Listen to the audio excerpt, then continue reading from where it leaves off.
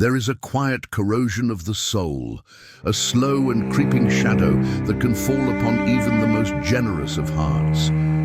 It does not announce itself with the clash of swords or the roar of a tempest. Instead, it enters on silent feet. It is the presence of the profoundly selfish soul. Perhaps you recognize this shadow. It is the friend whose every conversation is a monologue of their own triumphs and trials, leaving no space for your own. It is the partner who draws from your well of emotional support but never thinks to replenish it.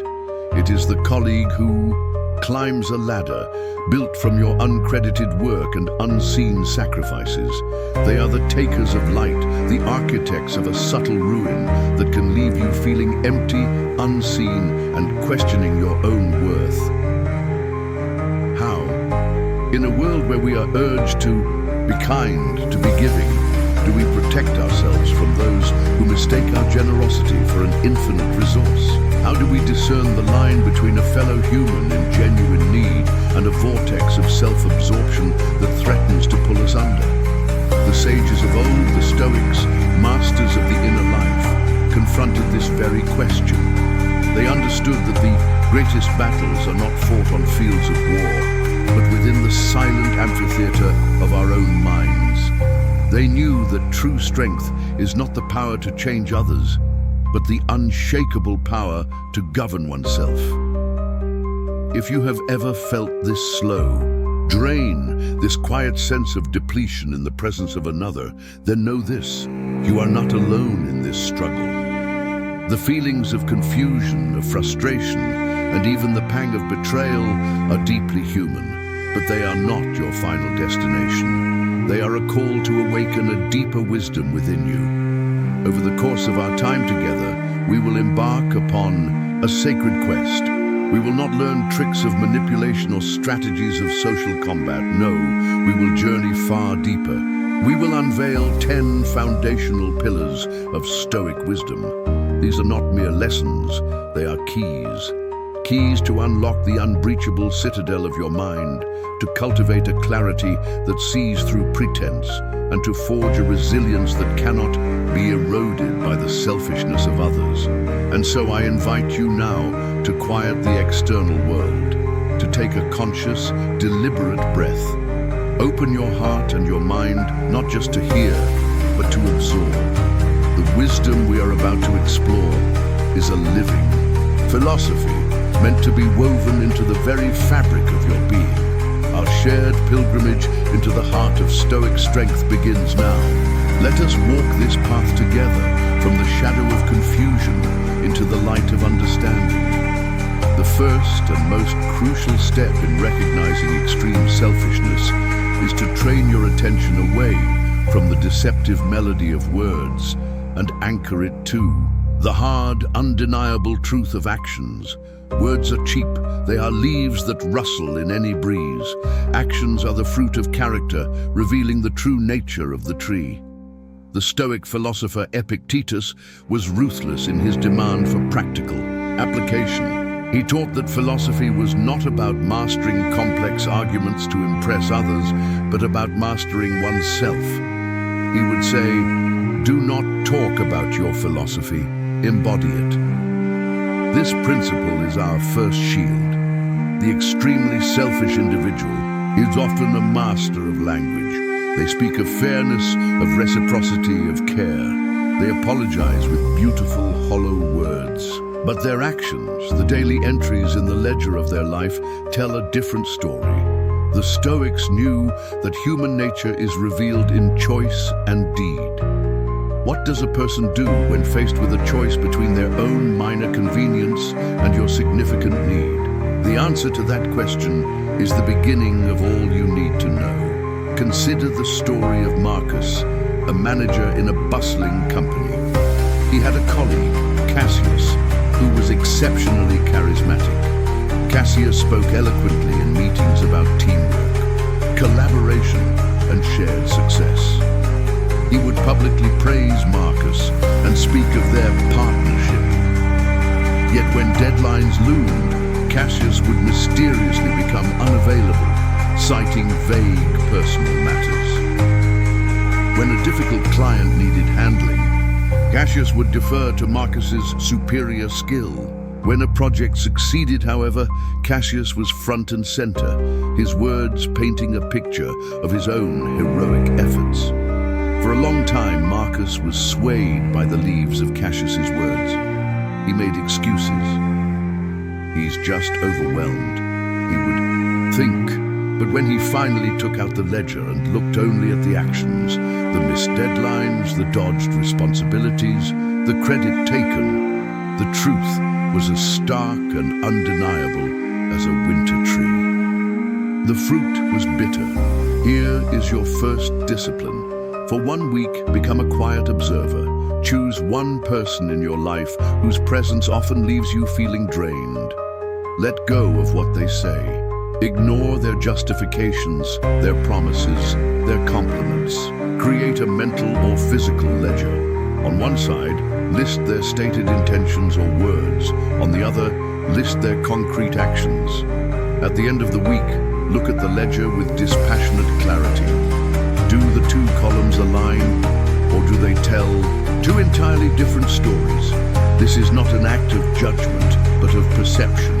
You are simply seeing what is there. By practicing this, you will cultivate the virtue of objective clarity. The fog of confusion will begin to lift. You will no longer be easily swayed by charm or hollow apologies. You will ground your relationships in the firm reality of behavior, not the shifting sands of speech. This clarity is the foundation upon which all other protections are built. As Seneca wrote to his friend Lucilius, "I judge you not by what you say, but by what you have been doing day by day."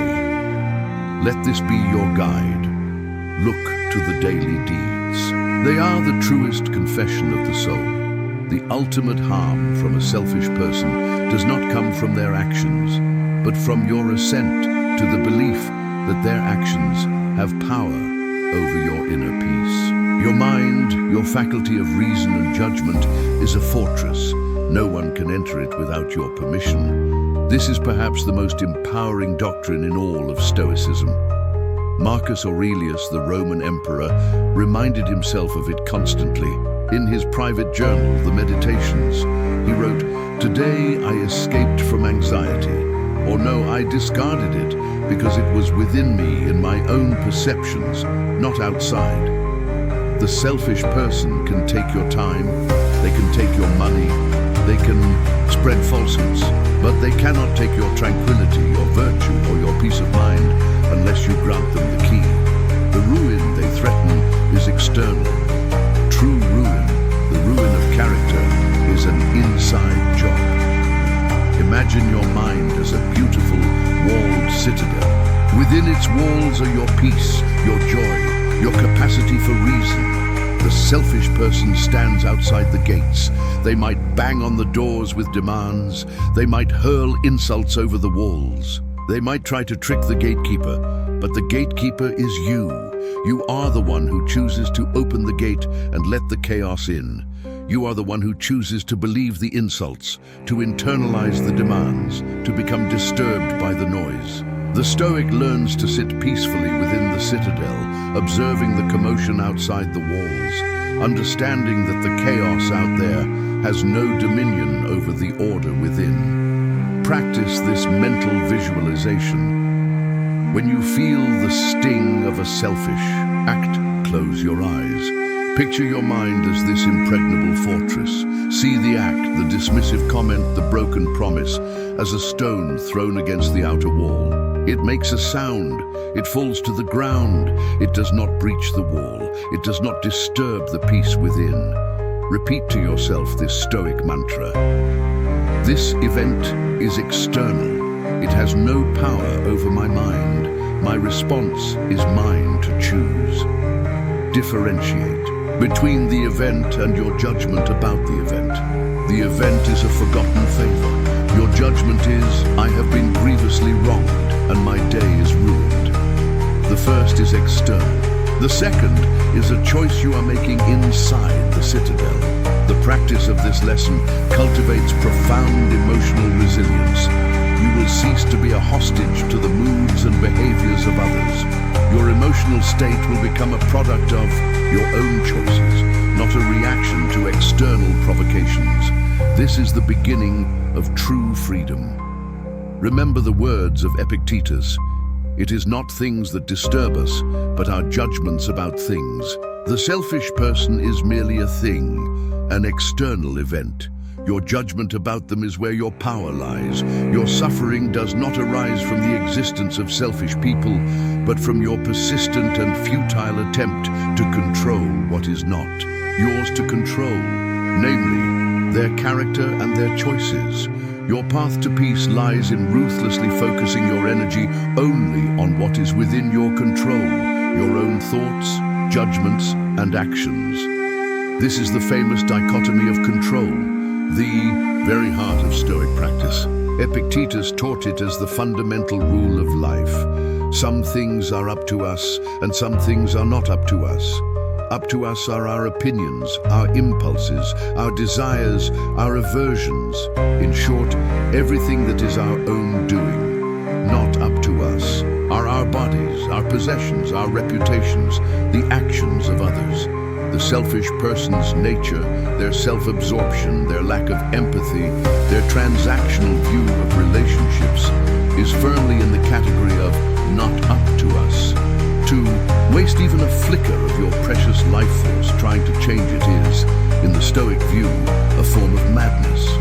Think of a master archer. She can control her stance, her breath, her aim, the tension of the bowstring, the moment of release. These are up to her. She cannot, however, control a sudden gust of wind, a bird flying across the path, or the subtle movement of the target. These are not up to her. A novice archer becomes enraged at the wind and blames it for her failure. She is miserable. The master archer accepts the wind as a reality outside her control. She focuses entirely on perfecting her own actions. She finds her satisfaction in a well-executed shot, regardless of where the arrow lands. When dealing with a selfish person, you are the archer. Their selfishness is the wind. Do not curse the wind. Perfect your aim. Take a moment of frustration. With a selfish individual, draw a line down the center of a page. On the left side, write down everything about the situation that is not within your control, e.g., their lack of consideration, the fact they will ask again, their opinion of me if I say no. On the right side, write down everything that is within your control, e.g., my decision to say yes or no, the calmness of my response, my choice not to take it personally, the boundaries I set for next time. Pour all of your energy and attention into the right side of the page. Let the left side go. It is not your field to plow. This practice brings an incredible sense of liberation and efficiency. You will stop wasting vast amounts of mental and emotional energy on unwinnable battles. Your energy will be redirected to where it can create real change within yourself. This focus brings a deep sense of peace and personal agency. As Epictetus declared, if you want to improve, be content to be thought foolish and stupid with regard to external things. Don't wish to be thought to know anything. And even if you appear to be somebody important to others, distrust yourself. Distrust, your impulse to control what is not yours. The only true harm that can befall you is the corruption of your own character. A selfish person can cheat you of money, but they cannot cheat you of your honesty. They can slander your name, but they cannot damage your integrity. Your virtue is the one possession that no one can take from you. The Stoics made a radical claim. The only true good is virtue, living with wisdom, justice, courage, and temperance. And the only true evil is vice, the opposite of these. Everything else, health, wealth, reputation, pain, pleasure, they classified as indifference. They are preferred or dispreferred, but they have no bearing on your moral worth. This is a revolutionary idea. It means that the selfish person, by their actions, is actually harming themselves by acting without virtue. They are not, in the truest sense, harming you, unless you choose to react with vice, with rage, bitterness, or a desire for petty revenge. Consider Socrates, a pre-Stoic sage who was a hero to the Stoics. When he was unjustly condemned to death, his friends wept and raged at the injustice. They saw the harm as immense, but Socrates remained calm. He knew that his accusers could kill his body, an external thing, but they could not harm his soul or his commitment to truth and virtue. By reacting with anger and hatred, he would have allowed them to corrupt his character. By maintaining his composure and principles, he proved that his virtue was untouchable. He was harming them more by showing them what a good man is. The selfish person who acts against you offers you a similar choice. Will you let them drag you down into the muck of vice, or will you use the opportunity to practice your own virtue? The next time you are on the receiving end of a selfish act, pause. The initial sting you feel is an indifferent. It is not the true harm. The true harm lies in your potential response. Ask yourself this Socratic question. What virtue can I practice in this very moment? Can you practice temperance by not flying into a rage? Can you practice courage by calmly stating a boundary? Can you practice justice by seeing the situation clearly for what it is? Can you practice wisdom by remembering that their actions are a reflection of their own poor character, not a measure of your worth? This practice cultivates moral fortitude.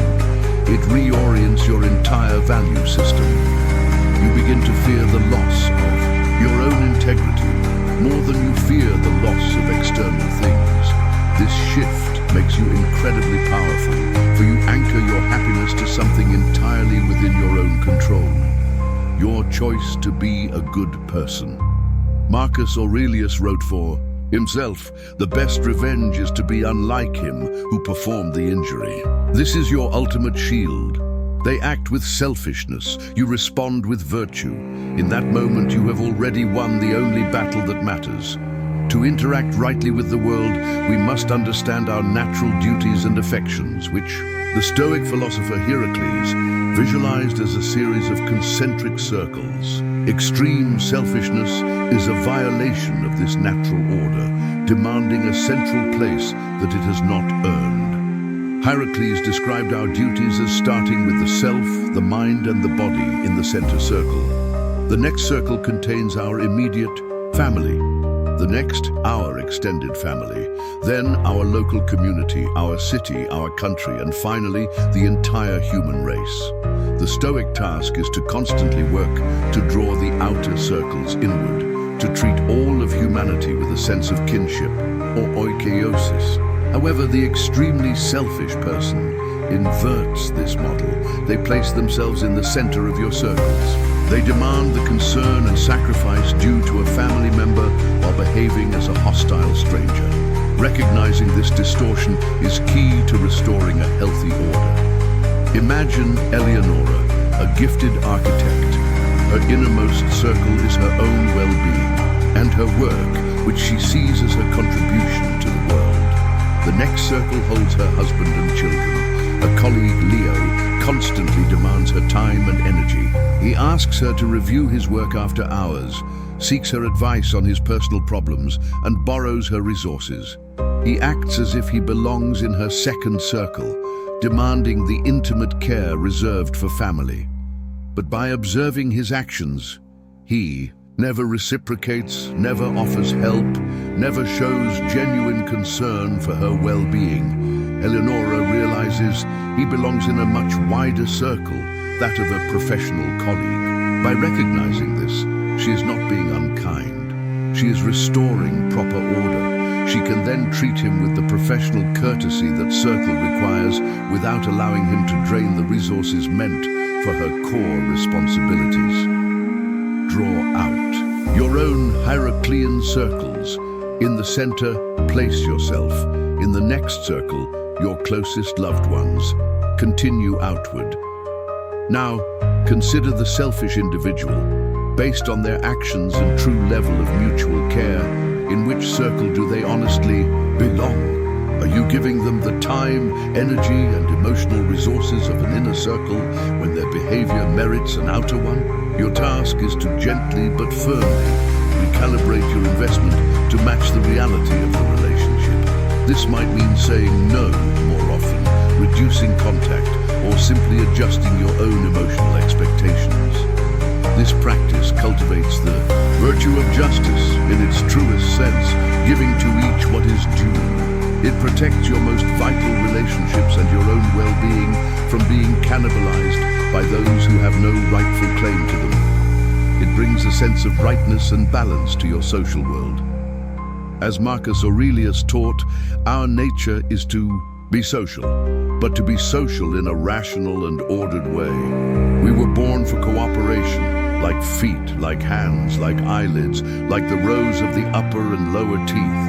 To allow selfishness to disrupt this cooperation is to act against nature itself. To free yourself from the poison of personal anger and resentment, learn to view the selfish person not with malice, but with the dispassionate, diagnostic eye of a physician. See their behavior not as a personal attack, but as a symptom of a disordered and ignorant soul. The Stoics believed that no one does wrong willingly. When people act selfishly, unjustly, or cruelly, it is out of ignorance. They are ignorant of the true good, virtue, and mistakenly believe that their selfish pursuits, pleasure, wealth, power, will bring them happiness. Marcus Aurelius repeatedly told himself to remember this when dealing with difficult people. When you wake up in the morning, tell yourself, the people I deal with today will be meddling, ungrateful, arrogant, dishonest, jealous, and surly. They are like this because they can't tell good from evil. This is not an excuse for their behavior, but a diagnosis that removes the personal sting. When a patient with a fever shouts deliriously, a good doctor does not take it personally. They do not get angry at the patient. Instead, they see the shouting as a symptom of the underlying illness and focus on treating the cause. The extremely selfish person is in a state of spiritual delirium. They are feverish with flawed judgments, their inconsiderate demands, their lack of empathy, their manipulation. These are the ravings of a sick soul. To get angry at them for being selfish is like getting angry at a person with a broken leg for not being able to run a race. It is a misunderstanding of the situation. When a selfish act occurs, actively reframe it in your mind. Instead of thinking, how dare they treat me this way? Think, this poor soul is so blinded by their own desires that they cannot see the value of kindness and reciprocity. How unfortunate they must be to live in such a cramped and impoverished inner world. This is not condescension. It is a profound shift in perspective from personal injury to compassionate or at least pitiful diagnosis. It allows you to protect yourself without the corrosive burden of hatred. This practice cultivates a form of magnanimity and tranquility that is almost unshakable. It dissolves personal resentment, which is one of the most destructive emotions. You can then make clear, rational decisions about how to interact with this person, unclouded by the fog of anger. Remember the simple, profound words of Epictetus. As a mark is not set up for the sake of missing the aim, so neither does the nature of evil exist in the world. They are missing the mark of a good life. Pity them and protect yourself. Stoicism is not a philosophy of passive acceptance or becoming a doormat. It is a philosophy of active virtue. Sometimes the most virtuous, just, and courageous act is to say no clearly, calmly, and without guilt. The Stoics prized 4 cardinal virtues: wisdom, justice, courage, and temperance. Setting a boundary with a selfish person is an exercise in all 4. It requires the wisdom to see the situation clearly. It requires justice to give yourself the protection you are due. It requires the courage to face potential disapproval. And it requires the temperance to deliver the no without anger or malice. Seneca wrote extensively about the value of time, calling it our most precious and non-renewable resource. To allow a selfish person to continually waste your time is an injustice to yourself and your own potential for virtuous action. Imagine a benevolent king whose kingdom is rich with resources. He is generous and helps his neighbors. But one neighboring ruler is endlessly demanding, asking for more grain, more soldiers, more gold, giving nothing in return and weakening the kingdom. The king's initial impulse is to keep giving, to be seen as kind. But his wise advisor counsels him, "Sire, your first duty is to the health and strength of your own kingdom. If you allow it to be drained, you will be unable to help anyone, including your own people." A firm no is not an act of cruelty, it is an act of responsible stewardship. You are the ruler of the kingdom of your life. Saying no to an emotional usurper is an act of wise leadership. Identify one recurring draining request made by a selfish person in your life. Rehearse your refusal. It does not need to be aggressive. A simple, firm, and calm statement is often best. "I'm not able to do that. My schedule won't permit it. I need to decline." You do not owe a lengthy explanation. Your reasons are your own. The practice here is in detaching from the outcome. Their reaction, their disappointment, their anger, their guilt-tripping is outside your control. Your job is to deliver the virtuous no with tranquility. By practicing this, you will reclaim vast stores of time and energy. More importantly, you will cultivate self-respect and courage. You will teach yourself and others that your resources are finite and that you deploy them with intention and justice. You will transform from a passive victim into an active guardian of your own life. Consider Seneca's poignant question. While we are postponing, life speeds by. Do not postpone the protection of your life's precious moments. Sometimes, a no is the most life-affirming word you can speak. To avoid being emotionally ambushed by predictable selfishness, practice the Stoic discipline of premeditatio malorum, the negative visualization of future evils. By contemplating their likely behavior in advance, you rob it of its power to shock and disturb you. Seneca famously advised, "What is quite unlooked for is more crushing in its effect, and unexpectedness adds to the weight of a disaster." The shock of a selfish act is often more painful than the act itself. The feeling of, "I can't believe they did that again," is what throws us off balance. The Stoic says, "I can and do believe it. I have rehearsed this in my mind. I am prepared." This is not pessimism. It is strategic and psychological preparation. You are rehearsing the play so that when the curtain rises, you already know your lines. Think of a sea captain preparing to sail through a channel known for its sudden squalls.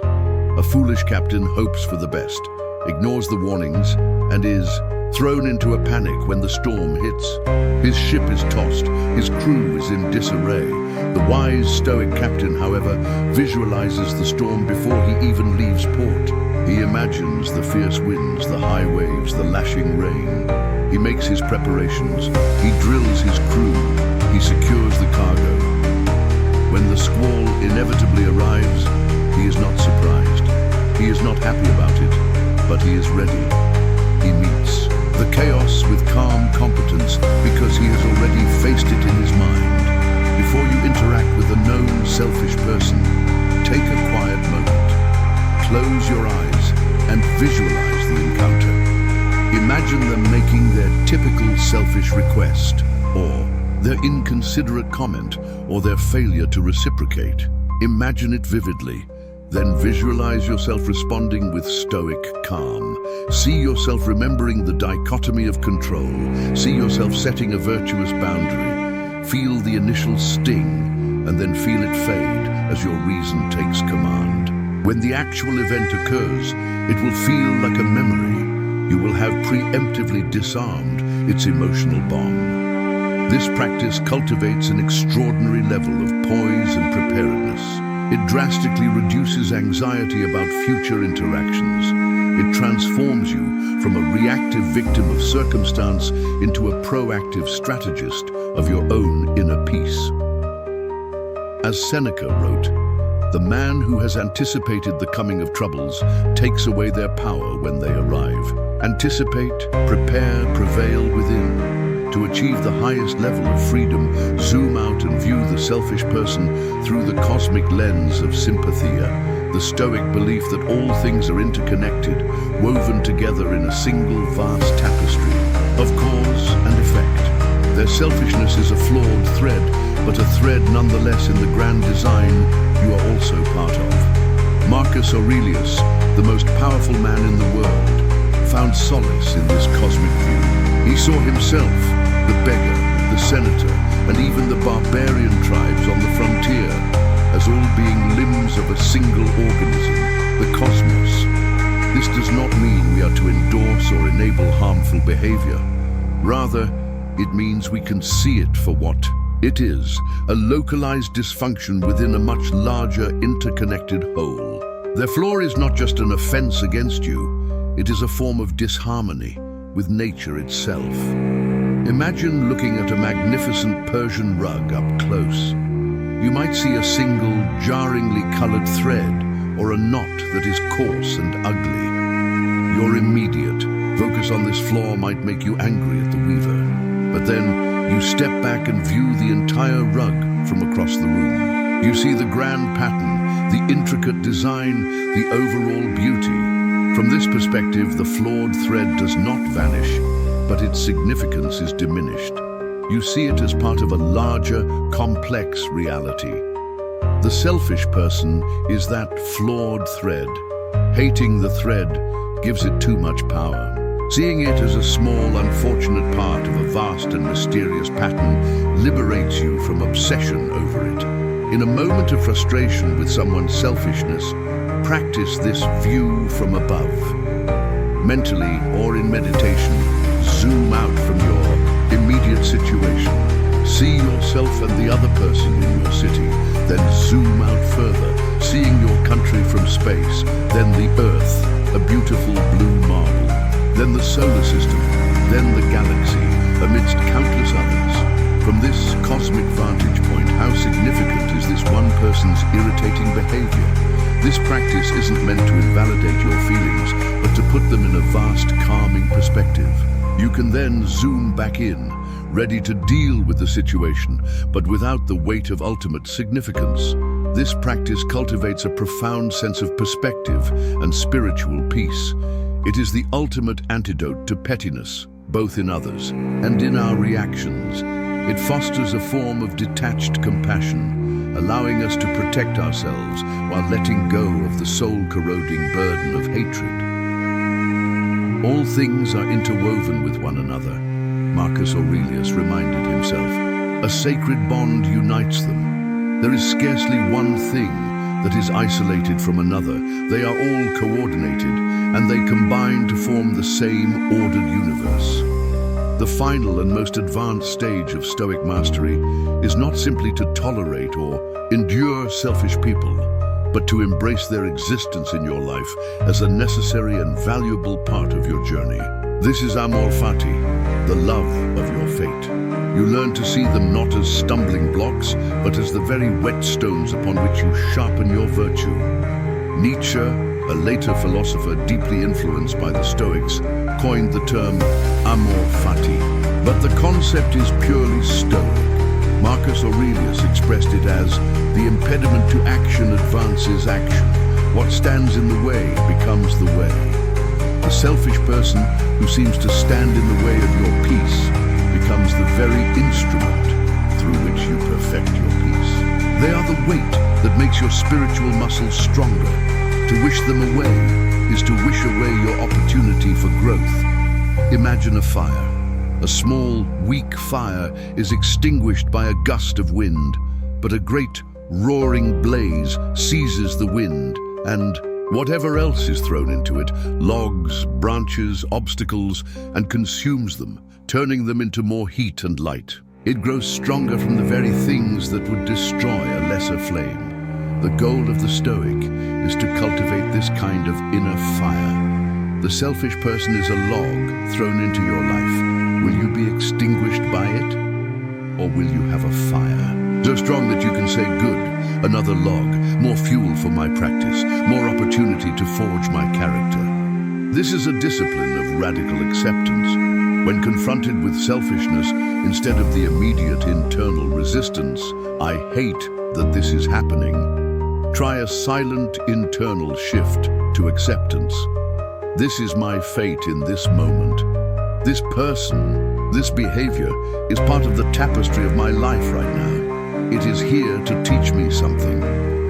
Ask the question, how can I use this to practice one of the virtues? How is this the perfect raw material for my training today? This shifts the entire dynamic from one of victimhood to one of alchemy. This practice yields the ultimate prize, invincibility. Not the invincibility of never being harmed externally, but the invincibility of being able to convert every single experience, no matter how negative, into inner strength and wisdom. It is the path to true joy, a joy that is not dependent on pleasant circumstances, but on the unshakable knowledge that you can thrive in any circumstance.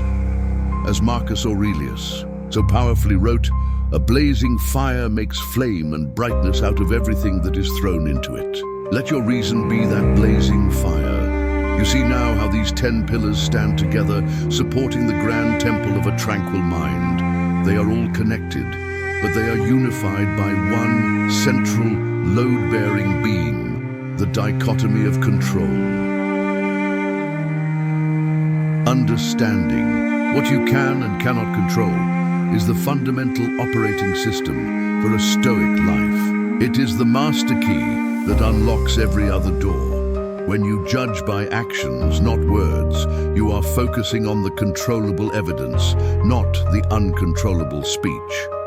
When you protect your inner citadel, you are reaffirming that your judgments are yours, even if events are not. When you say a virtuous no, you are exercising your control over your own choices.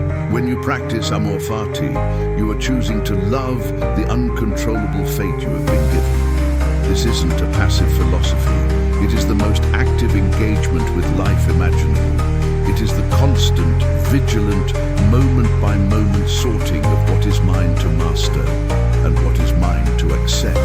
The selfish person simply provides a vivid and consistent opportunity to practice this sorting. They are a recurring test from the universe, asking you again and again, where will you place your attention? On the chaos you cannot change, or the order you can create within? We have journeyed far together through the ancient landscapes of the soul. We have seen that the presence of selfishness in the world is not a curse, but a curriculum. It is a call to build your inner citadel, not brick by brick, but thought by thought. The wisdom of the Stoics is not a shield you hold up. It is a strength you become. It is the calm realization that the power to ruin your life was never in their hands. It was and always is within you, in your power to choose your response. Do not merely be a spectator of these truths. Be a practitioner. Walk the path. Do not just know the way. The next time you feel that familiar shadow, that quiet corrosion, smile inwardly. The whetstone has appeared. Your training has begun anew. Walk forth with virtue as your unwavering. God be and may your inner citadel stand strong against all storms. Live well.